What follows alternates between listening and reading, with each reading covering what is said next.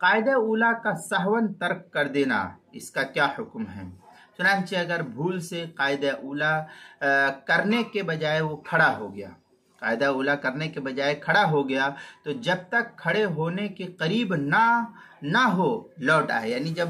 ابھی کھڑے ہونے کے قریب تو نہیں ہے، تو کھڑے ہونے کے قریب نہ ہونے کی صورت میں وہ واپس جب بیٹھنے کے قریب ہے تو بیٹھ جائے، لوٹ آئے۔ لیکن اگر نہیں لوٹا یا کھڑے ہونے کے قریب پہنچ کر لوٹا تو سجدہ سہو کرنا اس کے ذمہ لازم ہوگا، خواہ نماز فرض ہو یا نفل وغیرہ کیوں نہ ہو۔ چنانچہ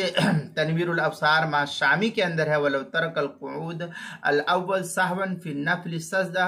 وَلَمْ تُفْسِدْ اسْتِحْسَانًا، اس طریقے کی عبارت جو ہے تنویر الابصار ما شامی جو زکریا بگٹی پور دیوبند کا ہندی نسخہ ہے اس کی دوسری جلد صفحہ 555 فتاوی عالمگیریہ،